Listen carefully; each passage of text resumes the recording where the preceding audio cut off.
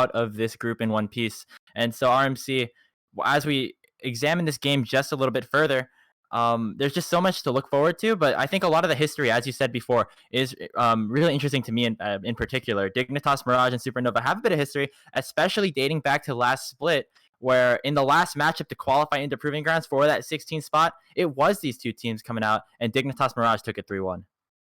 I mean, that's almost ancient history here. Esports goes fast. And speaking of Yep. going fast, draft has started here, Grape. So we should probably head right into it because I'm expecting some spicy things in the draft here. Both these teams have some interesting pocket picks, things like the Darius for Dragoon, the Rise for Strumpist here.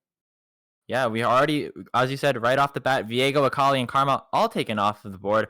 Viego and Akali, champions that I am particularly surprised to see banned on the blue side and with the Gwen as well. Not exactly what I was expecting. And Karma Seraphine on the other side, going to be targeting DNA, who does play a lot of these enchanters. But with all these power picks banned on the blue side, it's interesting to see what kind of things are happening here. There's 3 enchanters in a row for Supernova as well. So this is a best of 3, and I like what we're seeing here because we talked about Darius for Dragoon, we talked about Rise for Strumpist. Both of them are on the table. Granted, the Rise usually comes in as a phase 2 ban, but because Supernova is red side, they can sneak an R3 in with that Rise and ban away some of the harder matchups for it here. Based on what we do have left on the table here, I wouldn't be surprised to see an Ezreal pick up. Both the AD carries here, Kao and Lynx, have been very, very good on that pick. Well, it's actually going to be that set lock in. Can be flexed. DNA and Dragoon both do play this champion. And in terms of that, a lot of these other special champions for Dig are also available. Not to mention just the Cow Ezreal. We also have Kha'Zix for Cyber, and the potential Darius still to lock in for Dragoon. Supernova are going to hover this Nocturne, which is not a champion that we have seen them play too much. And it's an interesting change in the champion pools that they're decided to bring out, going onto this red side as well. And with the Ezreal hover, would not be surprised to see that picked up as well. As expected there. Now, there is also other sort of pocket picks here. Digmig is full of them. There's Kha'Zix for Cyber. There is Nico for DNA. I know he used to be a bit of a Syndra aficionado as well here. They are hovering the Kindred potentially, and that would mess up a Nocturne, regardless of where that Nocturne goes. You turn off the lights, you go Paranoia. Well, Kindred, they just huddle up, and if you actually do dive in, they just press R, and suddenly you're alone in the midst of them, a lamb among the wolves, if you will.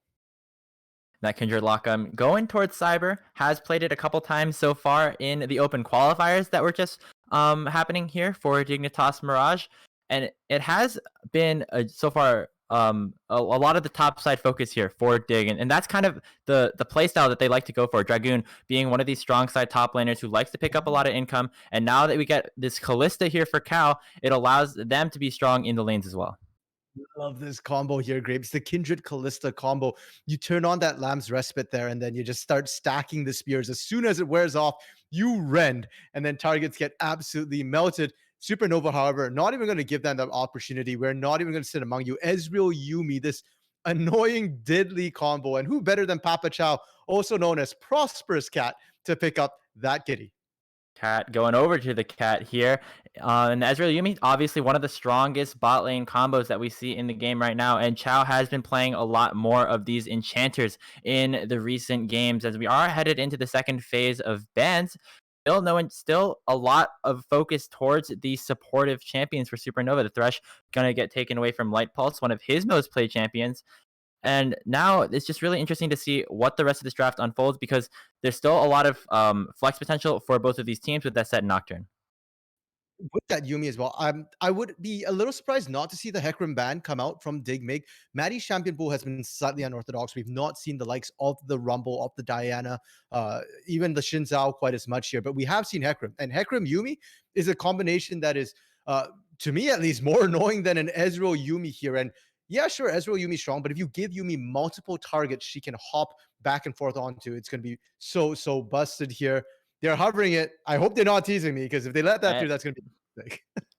Called it once again, going that Hecarim taken away. But another champion that does work well in the jungle with these enchanters by its side is that Xin Zhao. So Maddie will be picking that up. It is one of the first times that we have seen him on this new champion in the meta. So we'll be super excited to see how some of these playstyle differentials for Supernova have started to unfold as they're now in a bit of a do or die situation this series. For Digmig here, they're looking for support and potentially their jungler here. Actually, pardon me, they are mid laner here or top laner, depending on how or where this set goes. And Nautilus is very strong. They've got themselves a pretty good stand and deliver composition here. I wouldn't be surprised. Yeah, there we go. That Nico pick that DNA has defaulted to so much this split. It's really not a champion that's in the meta. We don't see a lot of it, but DNA is good in lane on the champion and in the team fights as well. It's not going to be the pick to initiate the fights, but if you already have some sort of CC, some sort of easy engage like the Nautilus there, it's very, very good follow up CC, and it's very good disengage for when the Nocturne, when the Xin Zhao are looking to dive. Yeah, and RMC, you were talking a little bit earlier off stream about how while you do like this Nico pickup for DNA, you don't like it being that primary engage. But now you have this set, which will be going towards Dragoon up towards the top side to allow, and as well, the Nautilus for Light Pulse to add some more engage and let Nico here for DNA beats that sort of secondary force. On the other side, Supernova for Strampus is going to respond with that Azir pickup. Was a champion that AoE Randoms played against Strampus in the last series, so it'll be interesting to see it if he's learned anything from that 2-0 loss. Strampus has played the Azir before. It's not as if he hasn't touched it. Granted, it was way back in, I believe, week one actually of Challengers Uprising. So it was a while ago, but it fits Strampus out to a T. Strampus likes to play those champions like the Rise, like the Azir, like the Corki, who skill up into the late game really, really well here. And on top of that, I really like the Emperor's Divide. I was wondering if they were going to try and shoehorn the Rise in. It's not the worst matchup into the Nico, but it's certainly not that good necessarily. Whereas the Azir, the Emperor's Divide stops the engage from Digmake, right? They need to get in there to get the damage down. Kindred and Callista are not particularly long range AD carries. They are fairly short range, and Set will always have to jump in here. And not only that, but you've got sufficient range on the Azir with your Sand Soldiers as well. They can absolutely rip through a line. And actually, I just thought about this too. The Lamb's Respite with Emperor's Divide. Yeah. That's something you can use offensively as well to get everybody out of that safety zone into a place where your Nocturne can dive, where your Xin Zhao can dive, where your Ezreal can just kite around pumping out all that damage. Yeah, and if you even want to push it, even the Crescent card for Jin Zhao on Maddie could be super good at kind of sweeping some people out of that Lamb's Respite. But as you take a look at some of the team compositions that these two teams have picked for themselves in this game one, a very well-rounded, I would say. There's a good mix of engage and disengage on either side. Both teams kind of got what they wanted out of draft here. And what I've noticed with Supernova, for the most part, is that they kind of play their own game, play their own meta here in a meta right now where a lot of people are looking for that early game pressure, for that mid game map control here. That's not what they're doing. The Nocturne here isn't necessarily picked the same way either. You've got the Nocturne needs a bit of time to scale up to really be effective here. Ezreal, Yuumi, they too need some time. They're not really an early game dominant lane. And Azir did get some buffs, so you have a bit more lane control, but you probably won't be able to shove quite as effectively. You won't get the priority over that Nico. Not the agency for sure, because if you do walk into a bush and Nico's there, Nico wins that trade. And Supernova have always been fine doing that. They let Maddie just kind of try and control the early game on his own here. But come that mid to late game, my goodness, that's when Supernova really take off. And that's why I'm expecting to see Digmake take this composition with the Callista Nautilus, with the set, with the Nico, and start applying the pressure early, throw TPs down to the bot lane if you have to, into the mid lane, into the top lane, anywhere here. Get some action rolling. And if anything, back up your Kindred. Get Cyber to a point where Cyber can start ripping people apart. The sooner, the better. And you're talking about some of those teleports down into the bottom lane. And these two bot lanes that haven't picked up, but first of all, have some very different playstyles. Kalista Nautilus, very aggressive. Ezreal Yuumi, very safe. But these are also two bot lanes that were just recently picked up for these teams for the summer split and have both been off to some decent success. So it'll be interesting to see how much attention is going to be put down there, because I know, at least for Dig Mirage, last tournament versus this tournament, definitely been a lot more focused down there.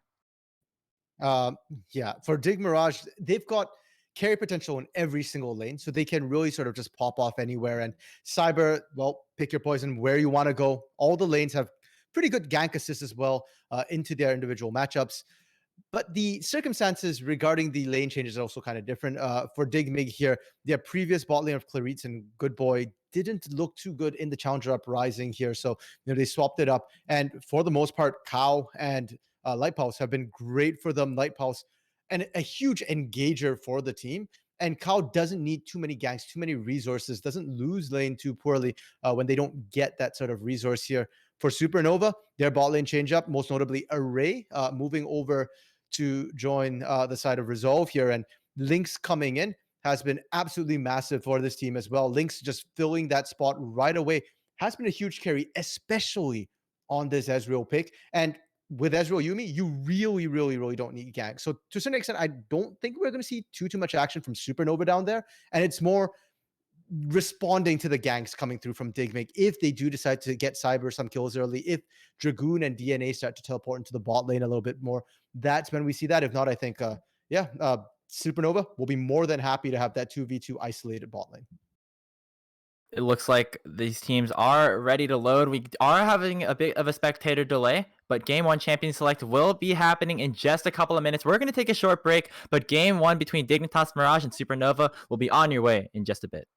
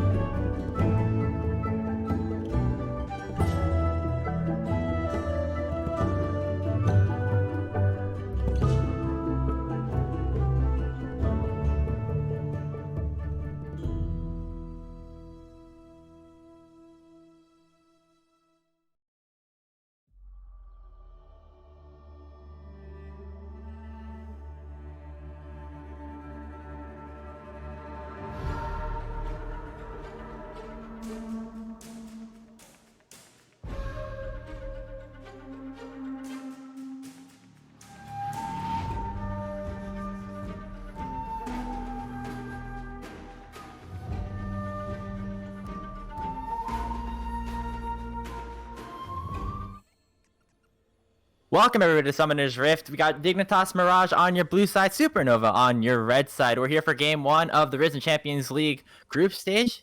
Both of these teams desperately need a win. For Dignitas Mirage, a win will secure them a spot in the playoffs, and for Supernova, a win will keep them alive. And just to clarify, in case you're confused with some of the names here, on Dignitas Mirage here, Ninetales is indeed Cow. We will probably be referring to him that way throughout most of the game. And for the side of Supernova here, Prosper's cat is Papa Chow. So again, might switch back and forth between the names just to clear up any confusion before we start.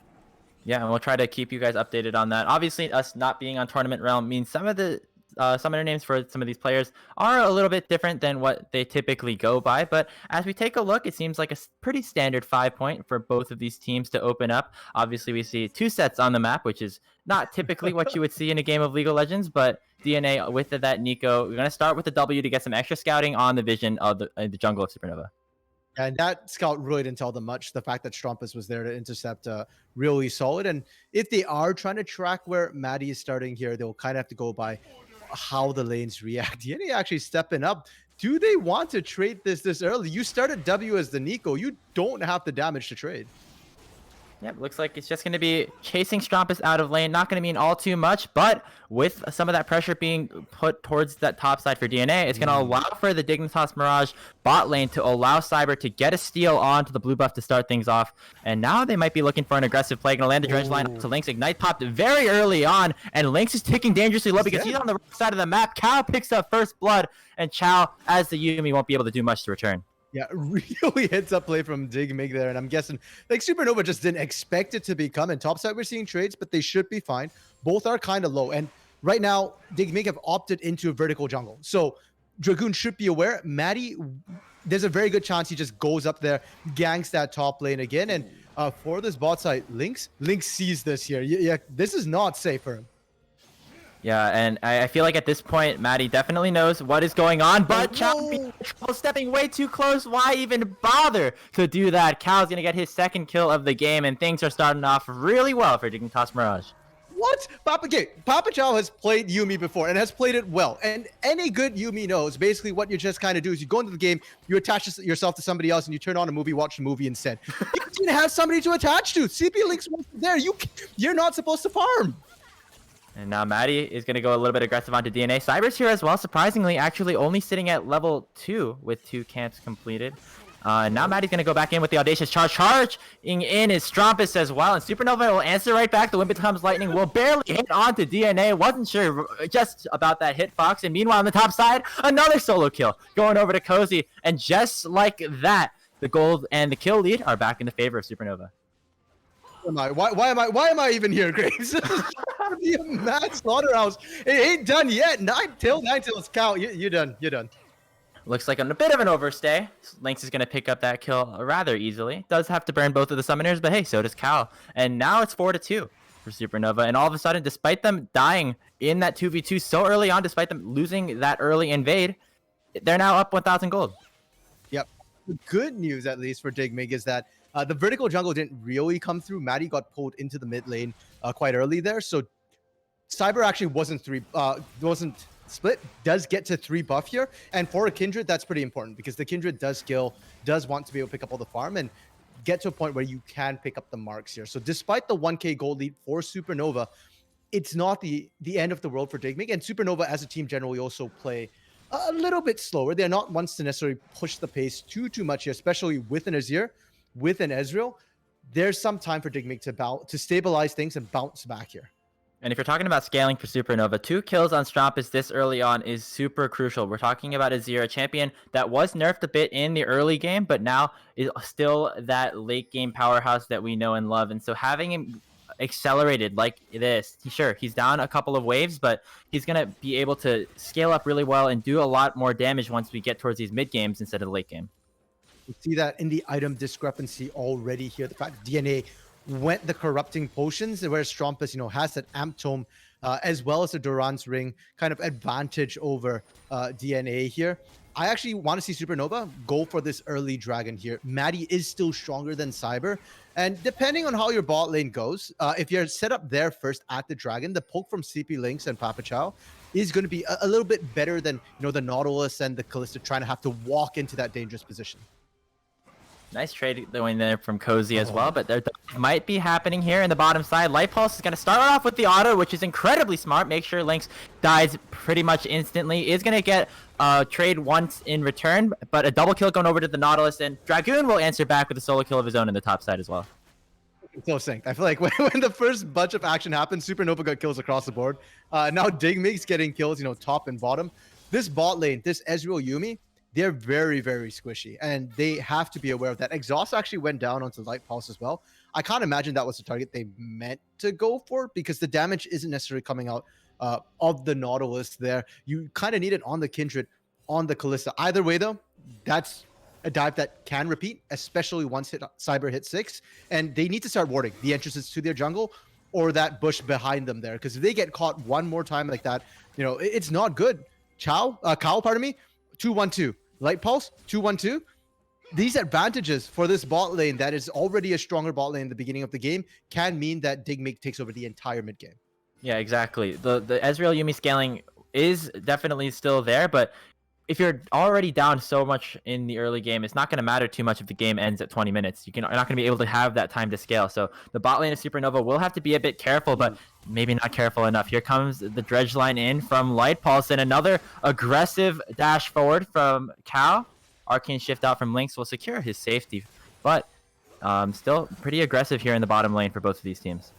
I think Maddie got in here uninterrupted. They don't know where Maddie is, but because Strompas roamed down and had to clear the ward, that's why we're seeing Cow and Light Pulse play back a little bit here. Dragon is still available. All the advantages we talked about are still there here.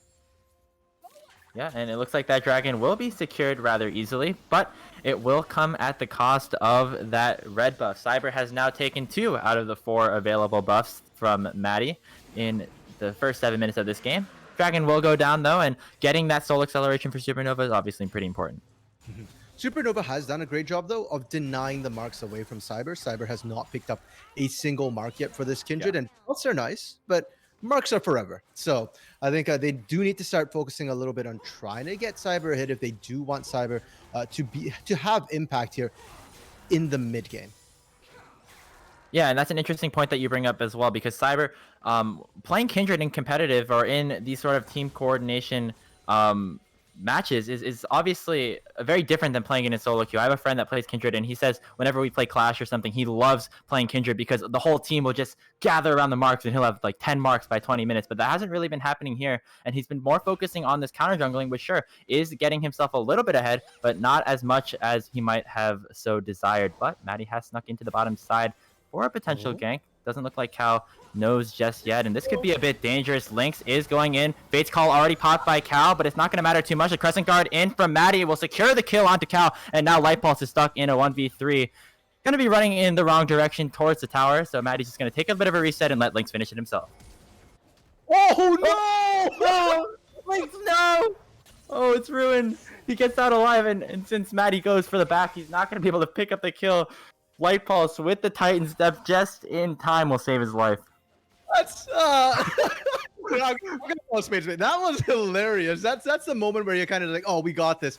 Easy. Turret will finish it. They just needed one more slow, just to walk it in. They get that. Is it gonna hurt them in the long run? Honestly, probably not. Getting the gold would have been nice here. But Lynx, I don't think is at a huge break point right now where that little bit of gold, that 300 gold, would have made a big difference here. Now, Grapes, we've not been focused too much on the mid or top lane. And all the action's been happening in the bot lane so far. But I do want to remind us that Paranoia is available for Cozy top side right now. And that does mean that for Digmig, unless you can make sure that Cozy is locked down and unable to move, you're very stifled in trying to make plays on this Azir here. And once that teleport comes back up for both these top laners, things also get kind of dangerous in the bot lane, because Cozy can always TP there, run back up, and then Paranoia to the top lane if he needs to get back quickly. And speaking of the top lane, Cozy coming up with another really good trade. This is a nice matchup because it's so easy to block that Haymaker damage with that spell shield, and this is really good showing from Cozy so far. Has struggled a little bit so to start off the summer split, and going up against a strong top laner by Dragoon was a little bit scary, but since he does get this counter, he is able to continuously get a bit of a CS lead, and I'm liking what I've been seeing from him so far. despite the goal being pretty much dead even right now, Grapes, I'm a little bit worried for the side of Digmake because they generally win when they've got leads in their lanes. They don't play too well from behind, and they're not behind right now, don't get me wrong, but Supernova is really good at playing when they're even or just slightly behind. Yeah, here come the teleports that you were talking about. That's a true shot Mirage, and that's Cozy coming in to finish off the kill onto Cal once again. Light Pulse doesn't have the flash because he used it last time, and it's going to be Strampus picking up a shutdown.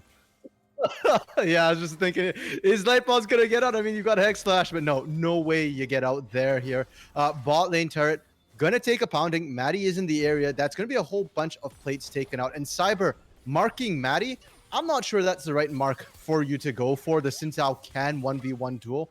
If anything, I think at this point, you kind of mark this bot lane, Sleepy Links and Papa Chow. Yes, they've been pretty safe for the last little while, but I think that's also with the numbers advantage. You know TP's down for Cozy. You know that the Paranoia is down, and if they were tracking, they'd probably also know Trompists is down here. So you take that Fate's Call, you take that Nautilus. We've seen it before. The Ignite's up. You can absolutely wreck one of these squishies.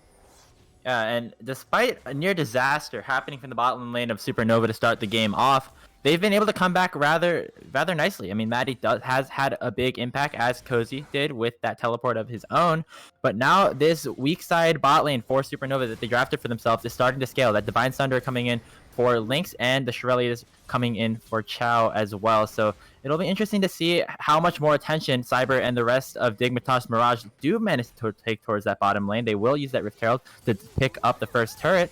And now Lynx might be in a bit of trouble. Beautiful arcane shift out.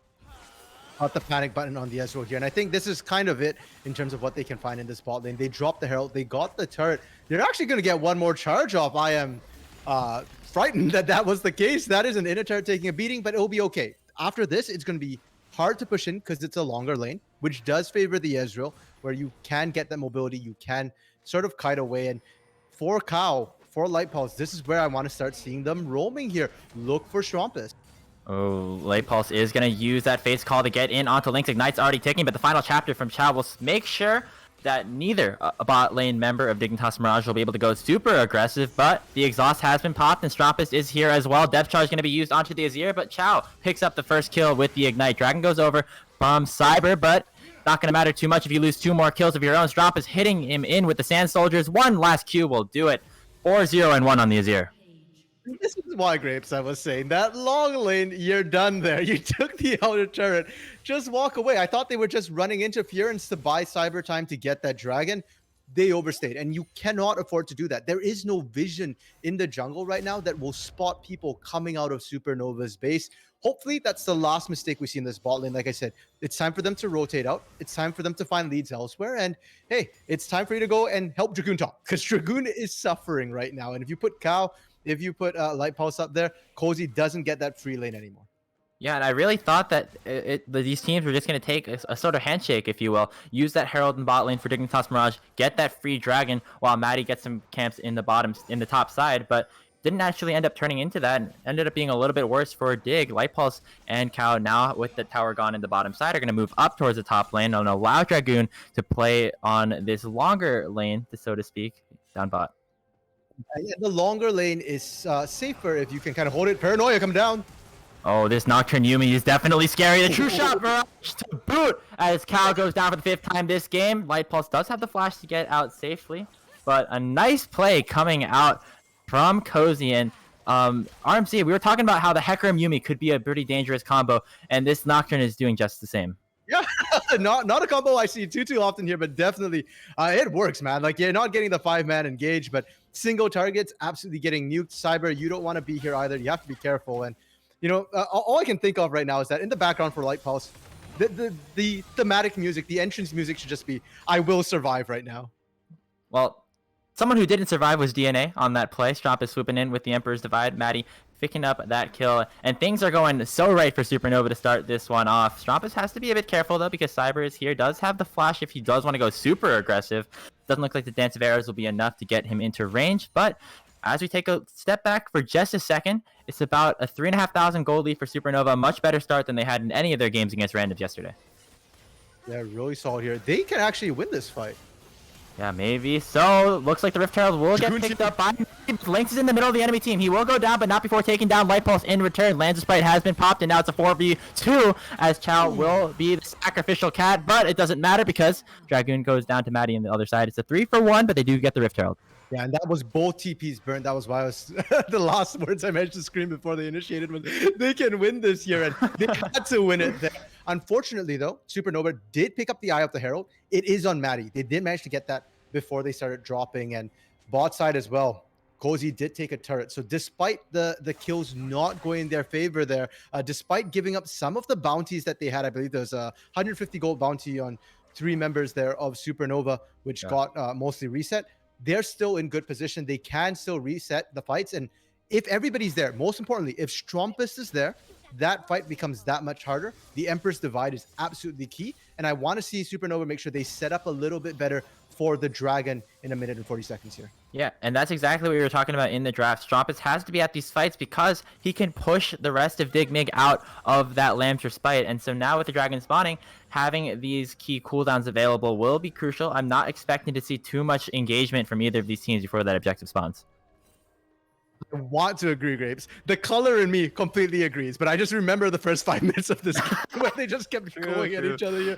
The other thing too is the Paranoia is available for Cozy, so there is a chance that if anybody kind of steps out, or if Kao is just the only one left in this mid lane turret, they might get dove between Strumpist and Maddie here. Even if Papa Chow is not sitting on one of them, they can kind of go in, do the Shurima shuffle, and get that Kalista off the table before Dragon spawns.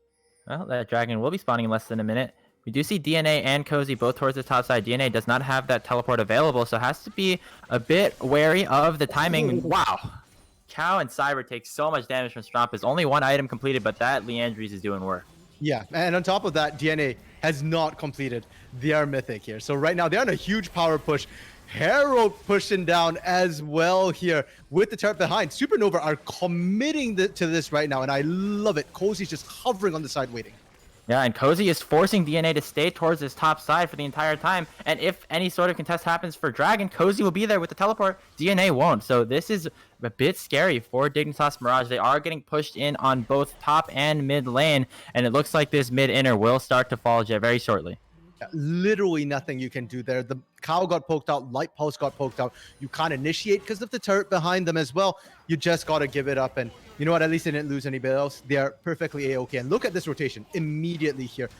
Mid turret's gone. Cozy starts rotating mid so that he can start covering the Dragon as well. They're always moving as a 5-man unit, even though it looks like a 4-1 split push.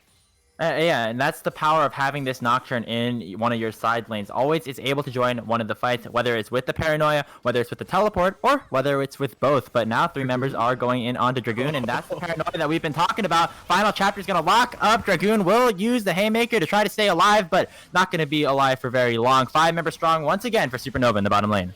And Digmig, they're just taking what they can. Oh no, I was going to say they're taking what they can get in the top side. They can't even do that. They have to base, so they're going to risk losing. The Shirelia's popped.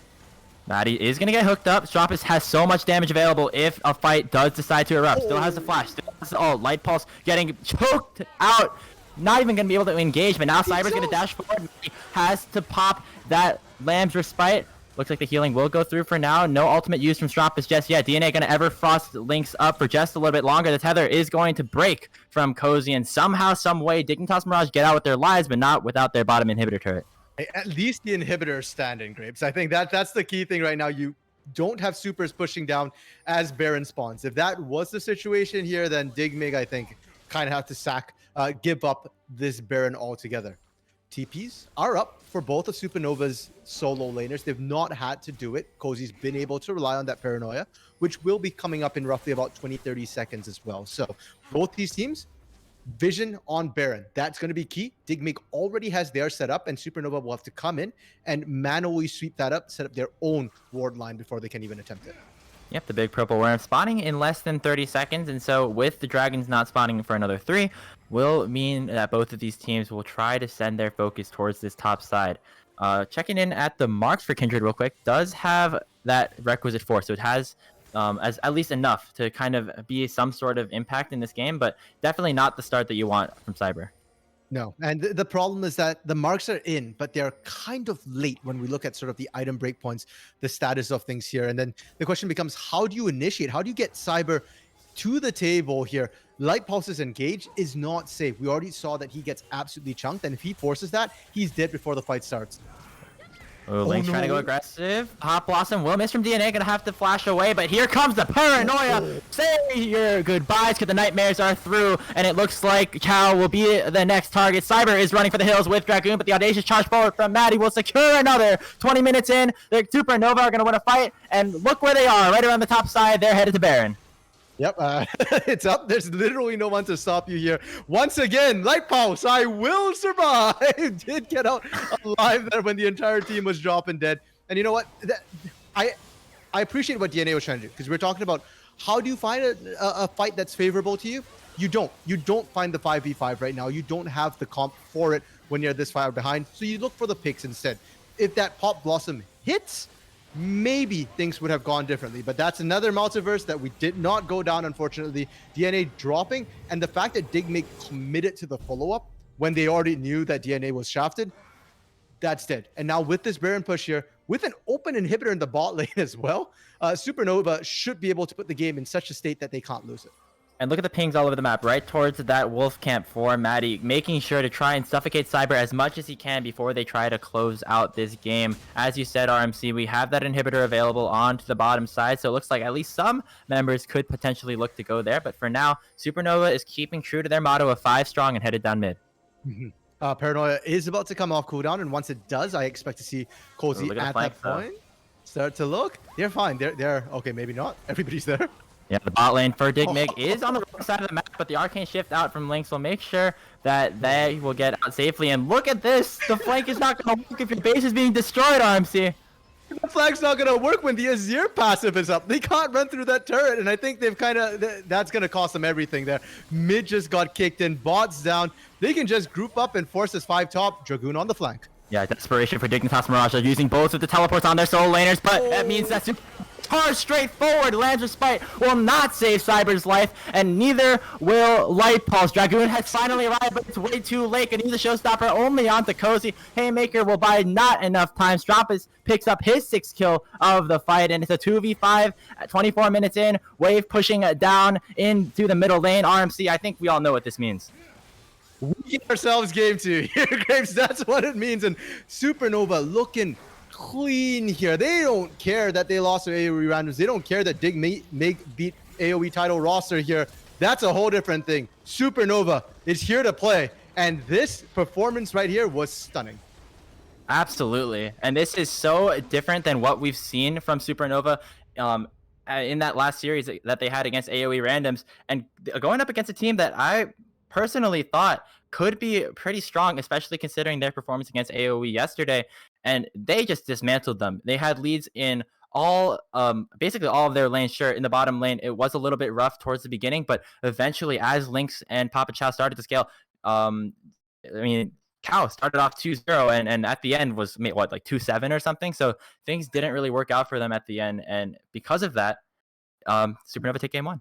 Yeah, Kyle ending the game 4-6-3 on this Kalista, and I mean that's the high risk, high reward of a short range AD carry. And I don't even feel like Digmake necessarily misplayed the overall strategy here. They played aggressively early, and we talked about the fact that Supernova usually a little slow to rev their engines. So the strategy to play fast and loose early, that was fine. I think things started to fall apart when the gank started to go wrong, when they couldn't quite find the plays. And we didn't see the teleports from Dragoon, from DNA being thrown into the bot lane. Instead, we started seeing, Cozy, once you hit 6, that paranoia we were talking about, that became more impactful. Even Strumpus roamed down to the bot lane more than DNA did. And so if Digmake want to play this sort of strong across the map style, they do need to focus, pick a lane, and actually properly focus it down, push that advantage. The early kills are good, but if you don't snowball them into the mid game, Supernova going to bounce back. Yeah, and there's a lot of things that Dignitas Mirage could look towards to try and fix it. A lot of their playstyle didn't, as you said, RMC, didn't really match the team composition that they tried to set up, focusing around this Kalista Nautilus bot lane. Got him ahead a little bit towards the start, but I feel like a large part of that was their own doing and not really that of their teammates. Yeah, definitely. I do think this bot lane here of Kao and Light Pulse, they did very, very well in lane. They were able to punish. And granted, yeah, there were little missteps from Papa Chow, cleaned up the game a lot towards the end game. But hey, that is a strength. And if you want to just leave your bot lane to, do the 2v2 and win that, then gank the mid lane, gank the top lane, especially when there's a global. A viable strategy is gank the global. It won't receive help. And Cozy was just left all alone on an island in a winning matchup here. Now, going to game two, I don't know if they're going to switch sides here. I do think red side is more beneficial to Supernova's drafting style here. So if I'm Digmig, and if Digmig does get the choice for game two, maybe you go to red side, maybe you pick a counter matchup on this top side, and then you try and isolate that. And this time, you let Dragoon take over. Yeah, instead of going for that first pick, maybe go towards that last pick. We'll see what happens. We haven't received word yet on the side selection, but we're going to take a short break. Game two coming your way. Supernova going to try to close out the series. Sorry.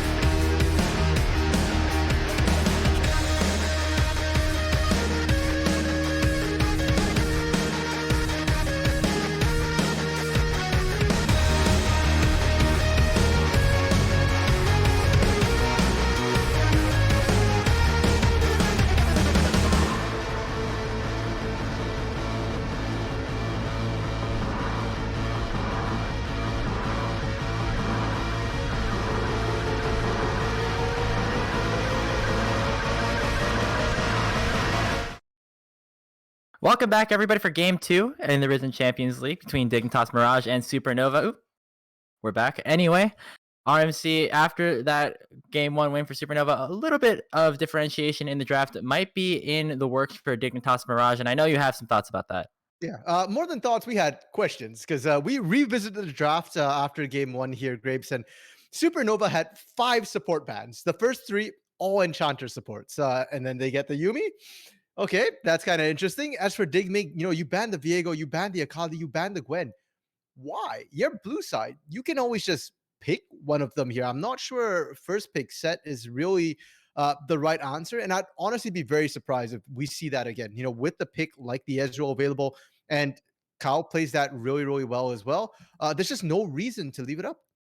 Well, it looks like for the most part, things are starting off rather similar. For Game 1, it's going to be Viego and Akali. Will the third one come Oh, through? Gwen no. has been a champion that Dragoon has played in the past, but we'll see if it does get taken away, and it will be. So it Oh, looks like for no. now, Dig Mirage is not really thinking that these 3 bans were the problem.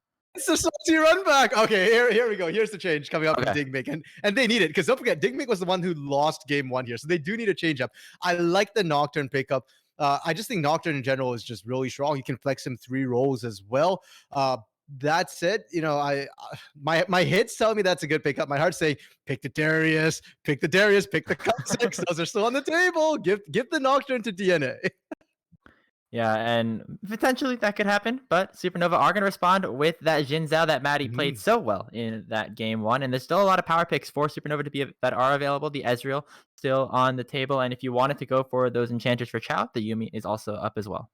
Yeah. Now the Ezreal picks value has decreased slightly with that Nocturne pick because Nocturne can just chase after you, can punish you here. And if you do pick it, you also have to be aware of the potential Kai'Sa counter pick coming out from Digmig and Kai'Sa Nocturne diving. I don't care if you've got a Yumi on you, that Ezreal still will get dove, will still get punished. Supernova, you know what? They're gonna pick it up. That's fine. That's okay.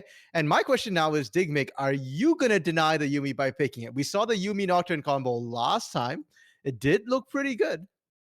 I'm not sure if that's really in Light Pulse's repertoire, to say the least. Will be interesting to see if it does happen. If not, Supernova likely will be picking that up with that R3. But for the side of Cal, even though that Ezreal is countered by these engaged champions like the Kai'Sa, Ooh. Varus and Kalista are his 2 most played champions. We'll be surprised to see that Kalista come out. Rumble getting picked up and hovered here at RMC. I know this is a champion that you've been wanting to see.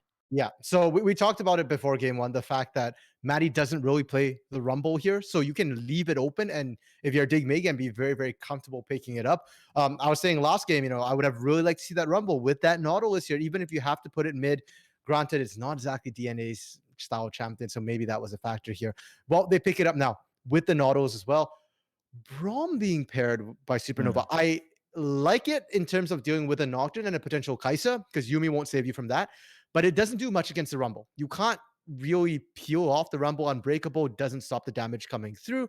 It doesn't help the rest of your team in terms of that particular matchup.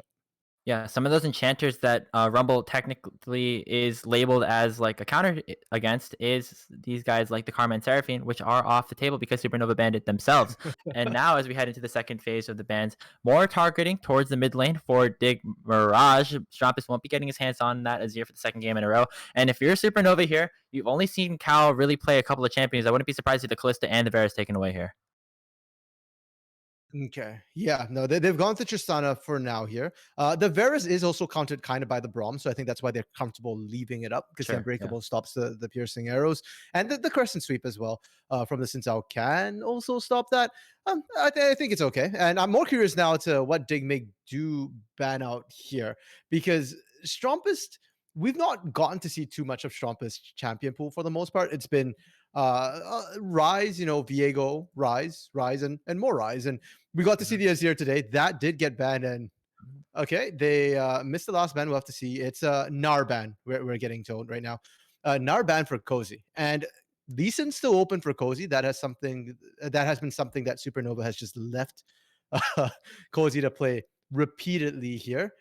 Into the Nocturne, though, it's also not a terrible matchup.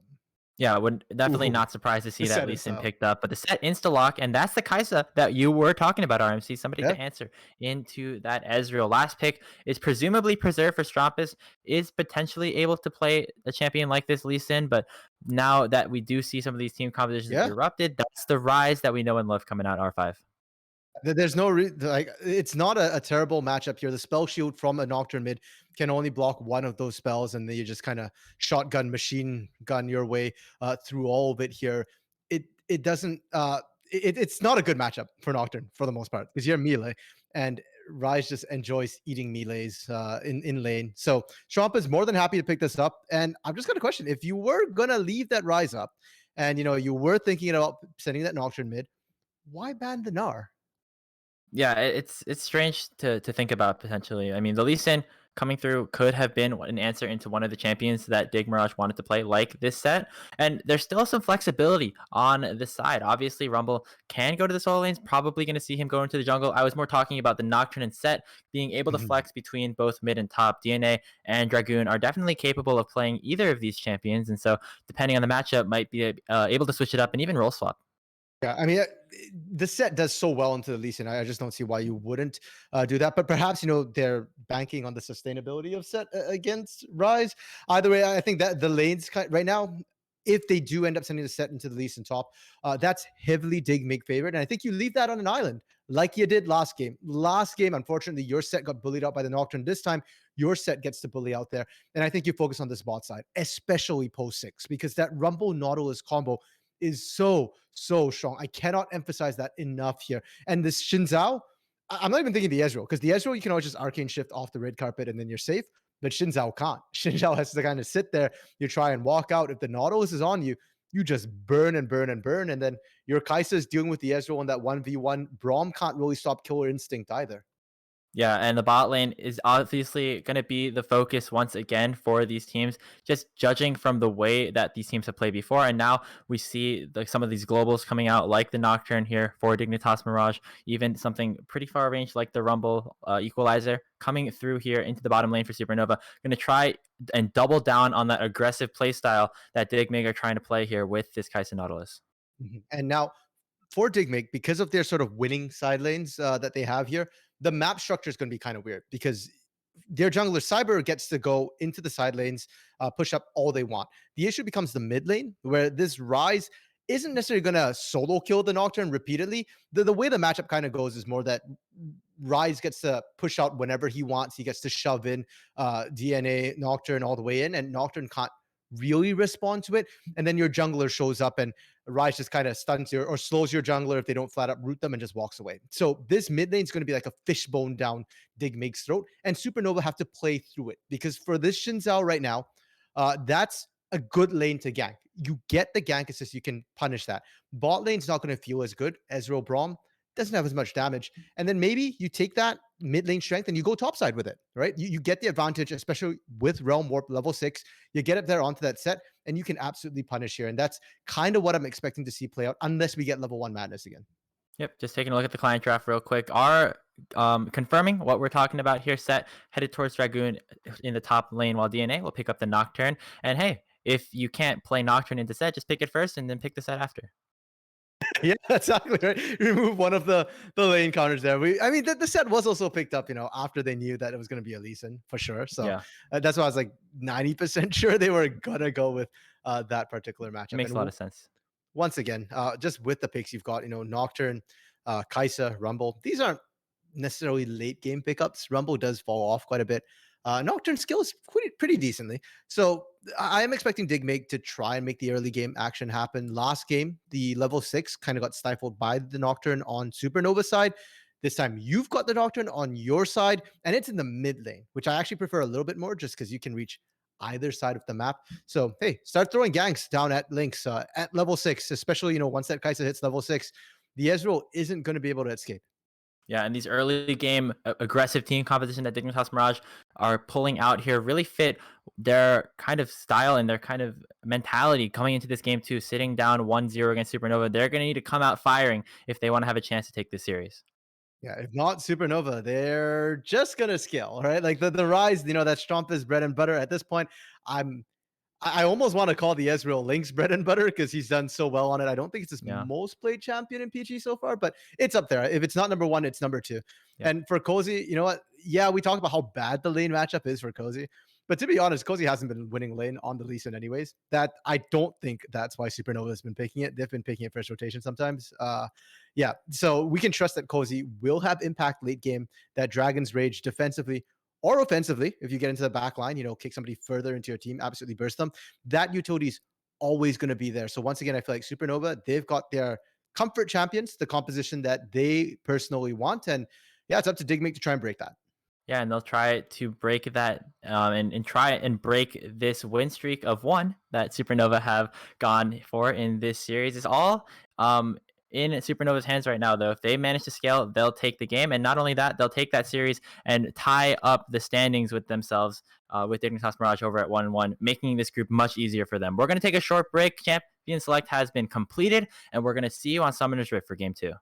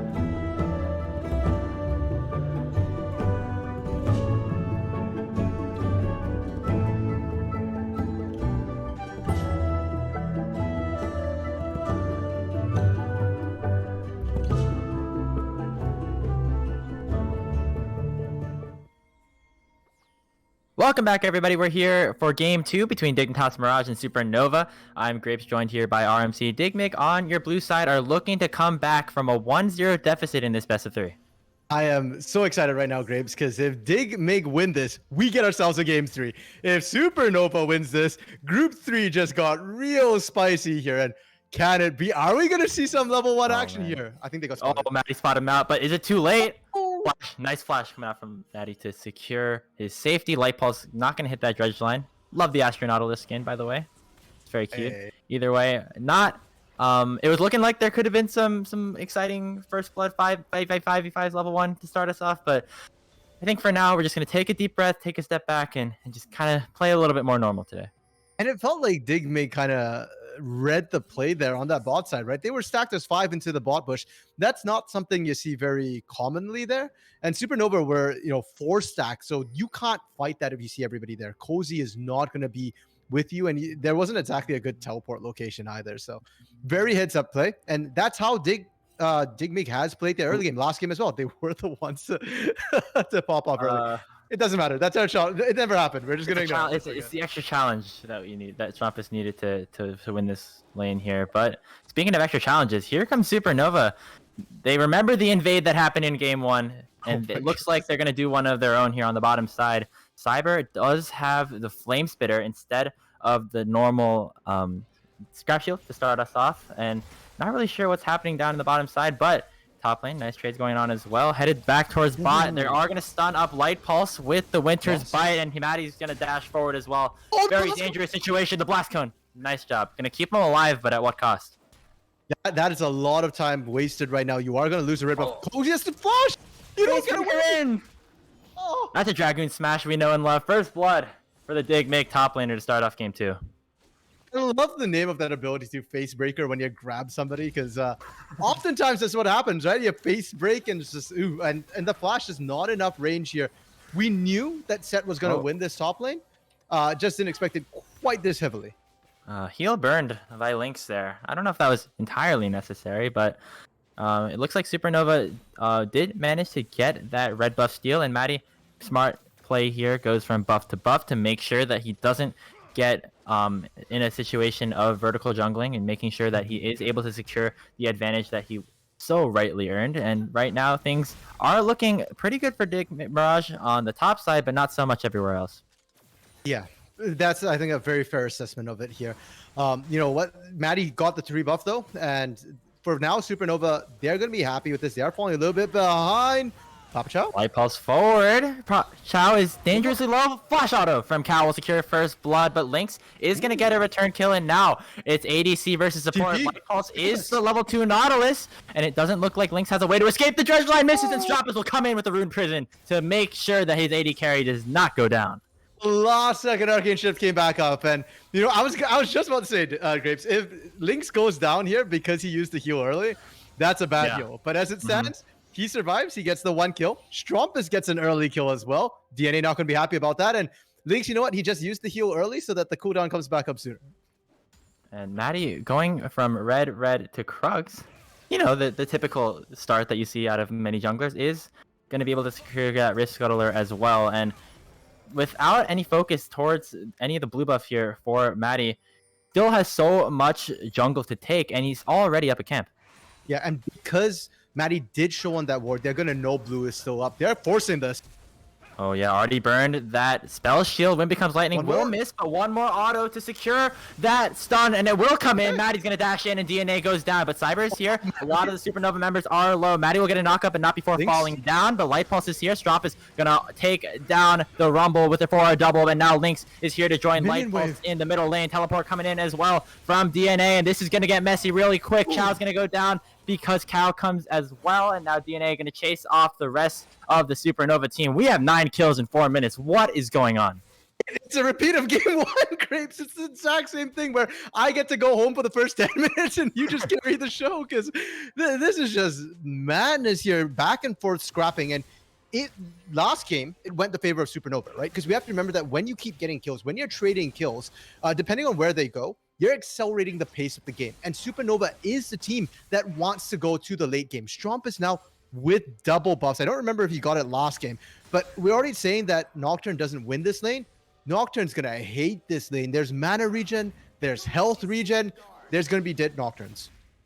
Chow up here again with Maddie. This is a lot similarly to the games that we've seen Chow play in Challengers Uprising, when he was on some of these roaming supports, leaving Lynx out to dry a little bit. Sure, now that Lynx is on this Ezreal and Papa Chow is not on the Yuumi, makes it a little bit easier for him to play towards that weak side and allow Chow to go for more roams. But interesting to see a bit of a change in the dynamic. Yeah, this top side, Cozy is very, very close to dead. And Paranoia is available. You can see DNA Oh, he's running. instantly start moving Yeah. up there, and that's why Cozy, none of it didn't stay. I respect that. So often we see laners greeting for that wave, and maybe Cozy survives the lane, but you don't survive a gank. Supportal combat here, but it's not going to be that for long. Stuns are going to be on to both of the supports, and Cyber overheats too quickly. That is going to be a bit of a feels bad man moment for him, as he's not going to be able to do any more damage on the Pop Chow. And now Maddie is in here. We've seen the lane gank before. Maddie gets into a bush, and then you kind of wait for the Nautilus hook to come out, because Light Pulse does like to engage those fights here. And once again, the fact that Strompus is shading bot side, I think, is actually interrupting these ganks. They see that Strompus was hovering bottom. We talked about the Paranoia, but the Realm Warp is available for Strompus as well. It will match. It's a little bit shorter distance, I believe, but you can still get to the fight fairly quickly there. So just the moment the mid laners start moving, you can see the side lanes, they're backing off right away. Yeah, and once again, Strompus going down. Bot lane for Dig Mig go away. And Strompus has the ability to do this just because of the nature of the matchup he has against DNA. I mean, he's able to continuously use these spell fluxes, these overloads, to take down the waves excessively quickly, force it underneath the tower for DNA. And for DNA, on this Nocturne, a champion that really values pushing and roaming, not really able to do that in the early game. I'm just kind of wondering why Papa Chow is alone up in that bush. I mean, this isn't the Yuumi, so if you get caught, it's not the end of the world. Not as bad. Yeah. Oh, Realm Warp being used. Yeah, looks like Cyber's gonna have to flash away from his own jungle. You never like to see that, and it just means another. Oh, okay. It was all calculated. I see. Flash for the Gromp. Yeah, cool guys don't look at emoji. explosions. That's what Rujin was saying last night, right? So yeah, you just snipe and walk away, right?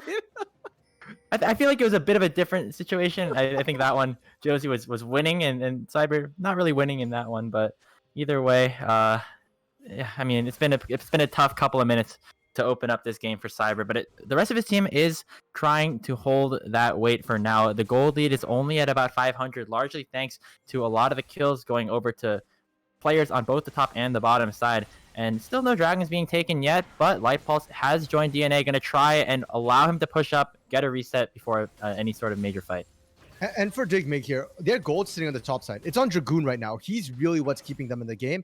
And I want to see them bring Dragoon to these fights. I like the fact that they're starting up Herald. That is your strong side of the map here. And it will be a bit of a stat check. How strong is this set really? Everybody's here. This is a full 5v5.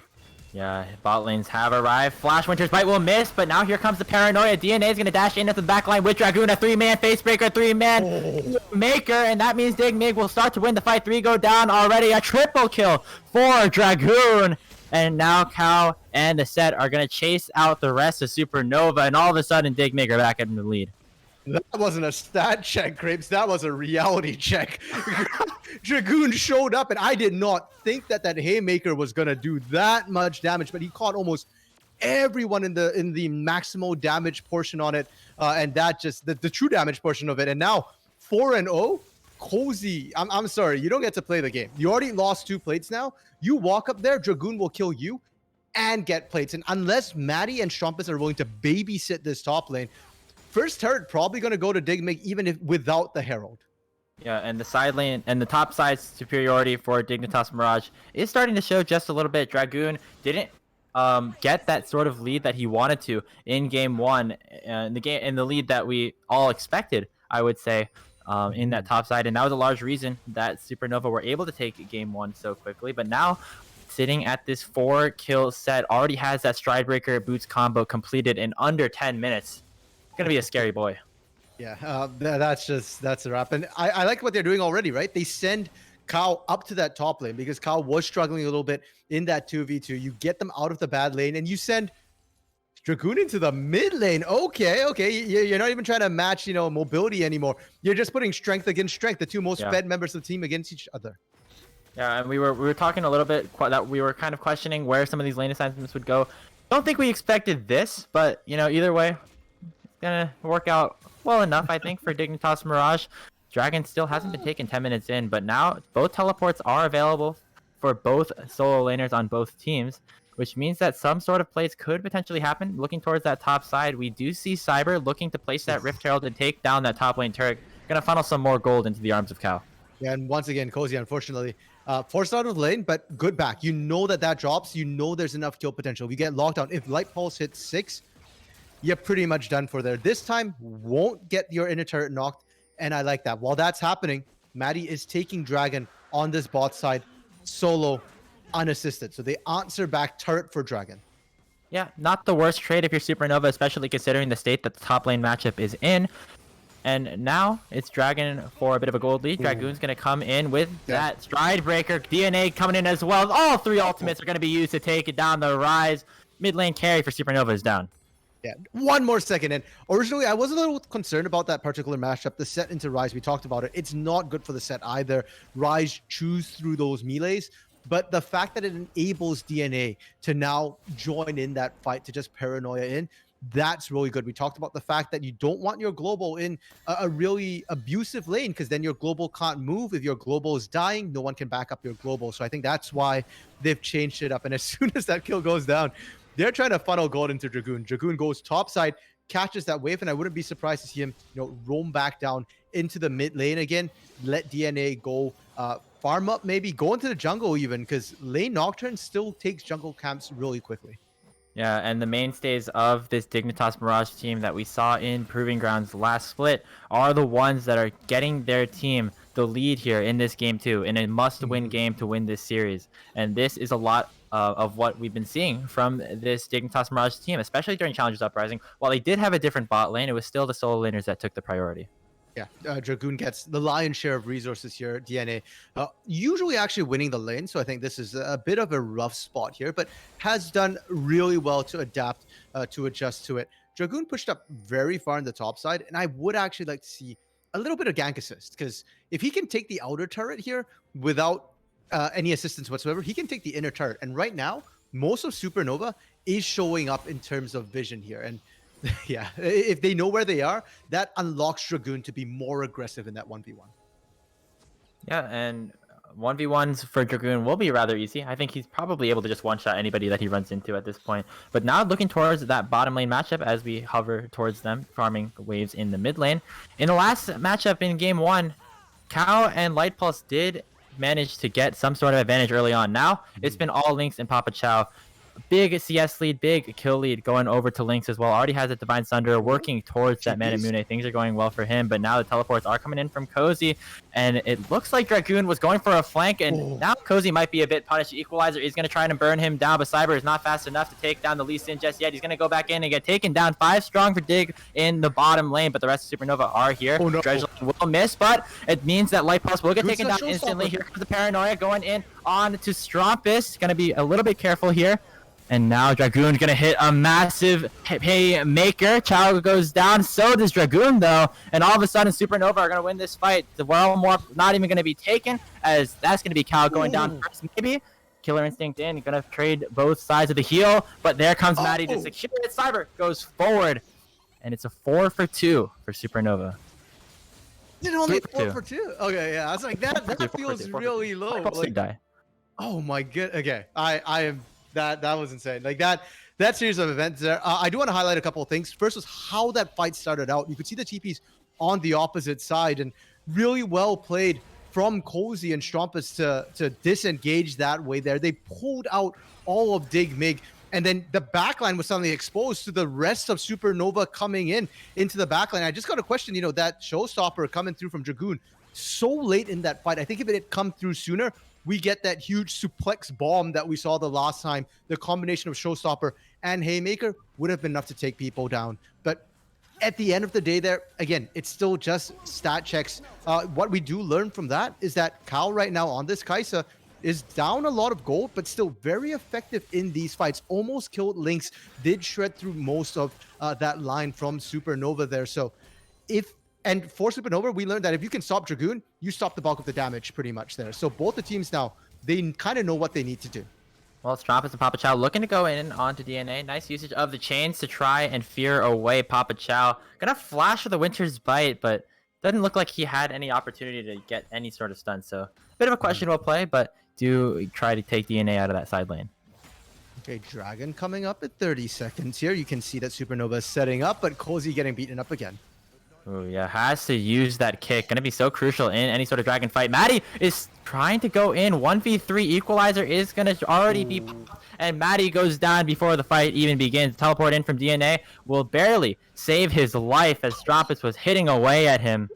And now it's a bit of a scary situation for Dignitas Mirage, but you still have the jungler dead on the other side. Dragon is on the table, but not sure if they're gonna be able to take it. They got they got chunked at too low there. Dragoon doesn't have TP, so despite getting the kill for themselves, it is going to be Supernova picking up the second Drake of the game at 16 minutes. We're really letting the Dragons slide here in this game, but Herald, I mean, that's something that they're not really given too much up. First one got taken down almost as it spawned, and now second one once again going to the pockets of Dignitas Mirage. Yep, and as we head into the later stages of the game, it's going to be that Dragon for Herald trade. It'll be interesting to see what they try to do here, but into the mid lane, we have it already popped. Fleeing away is Lynx. He'll get taken down, and now Papa Chow has to run, but 3 members of Dignitas Mirage will chase down the support, and unless we see a situation like in Game 1, he will probably die. DNA picks up the kill. No. That's Light Pulse's theme there. I will survive. No, not Papa Chow. Papa Chow, you know, when he's caught, he's done. That's fine. Herald dropped immediately mid as well. And they might actually get 2 turrets off of this. TP coming in from Strampus, but it's kind of risky. Equalizer is up and available there, and okay, they aren't going to push it in. Yep, unlike the last game, Rift Herald will not get that second proc into the inner turret. Instead, Dignitas Mirage know better and decide to back off, take their wins for what they're worth, and walk out of that fight with 800 gold lead. Okay, Grapes. Lots of action recently. Let's take quick stock of this as, you know, we head towards... well, we're well into the mid-game portion right now. Dignitas Mirage, they've been... Never mind. So you're not allowed to talk. What are you even thinking? Cal's going to get kicked back. Right. Cozy, beautiful insect from the top laner of Supernova, earning his place back into this game. And yeah, as I said, nice pick on the Cal. Okay, I'm scared, Grapes. Am I allowed to talk now? Are they finally over? I give you my play-by-play permission to speak on some of the macro portions of this game. I'm so scared for the top lane fight about to break out, but for the most part right now, Dignitas Mirage have found a lot of their recent picks here off kind of mistakes from Supernova, just overextending, not respecting where members of the team can be. And it's not even a lack of vision. Like, they should have known Dragoon was in the area. They saw it and they just stuck around. So Supernova has to be a little bit careful about giving up these advantages. But that aside, when it's come to set up 4 objectives, when it has come to these bigger team fights, aside from that first big, you know, suplex bomb we saw from Dragoon, Supernova have managed to find their little advantages for the most part here. Can't fight this, right? Okay, double knockup, just appeal, I think. Yeah. Okay.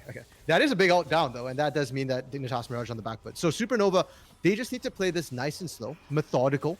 You know, wait for these objectives, and if you are going to split push here, you do need a buddy system, and you do need to watch your teleport specifically because of the paranoia and the fact that Dragoon does have teleport available.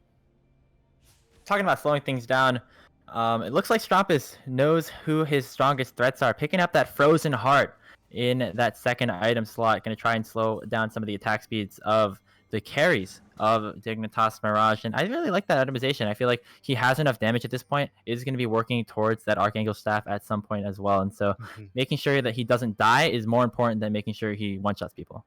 Yeah, and to a certain extent, I'm getting a bit worried for Lynx, because if everybody else is getting tanky right now, Ezreal can build a Frozen Heart as well, but generally you don't want to double stack on the Frozen Heart too much, especially for your 2 carries, and you don't have it now.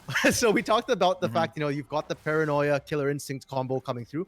We haven't seen it yet, but I think the moment they see Lynx at a numbers disadvantage, if they've got one more person in the area, they can just dive in, pop that Ezreal immediately, and then turn on whatever objective they want to go for, whether it be Dragon or probably not Baron yet, but maybe in another 5-10 minutes, you can turn for Baron as well. Yeah, the game is still at a very close state. We're talking as if Supernova are ahead just because they've won the last couple of fights, but have to remember, Gold literally sitting dead even, and Dignitas Mirage are actually the ones that are ahead in kills. So if a fight goes well, RMC, as you said, if Dragoon gets some of those ultimates, if the Paranoia works out well, and if Cal can get some big damage, things could definitely turn around just really fast. Yeah. For now, though, Dignitas Mirage also not super comfortable picking their fight. You can see them playing slow. They knew where Strampus was, and they didn't initiate. They actually had vision on Cozy as well, and Yes, you've got Realm Warp, but for Strumpus right now, you don't have to teleport, and the range is still a little bit far. Yeah, and right now, Chow is doing a bit of his famous solo invades to try and take out some vision. It works a little bit better when you have a couple of teammates by your side, which he did in this situation. But now it looks like the top lane will be the focus for Supernova. The lane that did not work so well for them to start things off, as Lynx is going to take down a DNA dangerously low. But here comes the reinforcements. The Equalizer will do a decent amount of damage. Here comes that Crescent Sweep. Nice dredge line from Light Pulse. A lot of stuns coming in from Dragoon as well. And it's so far a 2-for-1, but what can change now? We have Cyber dashing in with that overheat, but Dragoon will pick up Strumpus in return. He's now in the middle of 3 members of Supernova. Will try to use that Haymaker to do some damage, but a triple kill for Lynx will mean the ace for Supernova and the Baron once again. This is why, Grapes, we were talking about Supernova as if they were winning it when they're even. Because in the team fights, they are winning it. And to be fair, that wasn't the clean team fight that Digmig wanted. Lynx going in so aggressively onto DNA there, forced out the Equalizer. The depth charge wasn't there to follow up, and Digmig's team fight just got completely split up. If that's the case, Supernova win that fight nice and easy. They didn't even need the Dragon's Rage, which came out at the end there from Cozy. Yeah, and at the end of the day, Supernova, once again, getting that better team fighting. And as we said a little bit towards the early game, towards some of the champion select periods, this team for Dignitas Mirage is very early game focused. You have to get a lot of these picks. You have to go really aggressive. And it seems like Supernova are the ones going aggressive, even with some of these scaling champions like the Rise and the Ezreal. And now with this soul point probably going to be taken by them, things are getting really scary really fast for Digmig. Oh, yeah. I mean, I guess what Digmig's silver lining is they didn't have both Soul and that up, but DNA, you're dead. Yep, 2 coming in with the Realm War. Strumpus does a whole lot of damage, and so does Cozy. It's going to dash in as well. The chains won't save DNA this time as he gets shut down. Okay, so they're a man down. That's unfortunate. The good news, no TP. Realm Warp was used, but you can still set up a 4-1 push here and take the turrets. That's what they're doing. They're going to leave Strumpus bot side, everybody else siege mid, and you don't have good counter siege. You don't have good wave clear with these members. You have to burn Equalizer to clear a wave. Yeah, and that is not something you want to do. Obviously, these team fight ultimates are going to be really crucial. Make sure that Digmig have a chance to stay alive in this game. And so right now, with all the waves pushing in, still a couple more minutes on this Baron power play. Dragoon's going to try to do some work on Strumpus, but it's going to get kicked away just like that. And that's kind of the story here for Supernova. Push, make sure that Dignitas don't get that wombo combo that they so desire. And if you do that for just a little bit more, you win the game. One wave, Dweeps. That was all it took to distract them and to take down their mid inhibitor. They're forcing this here. It's really far out.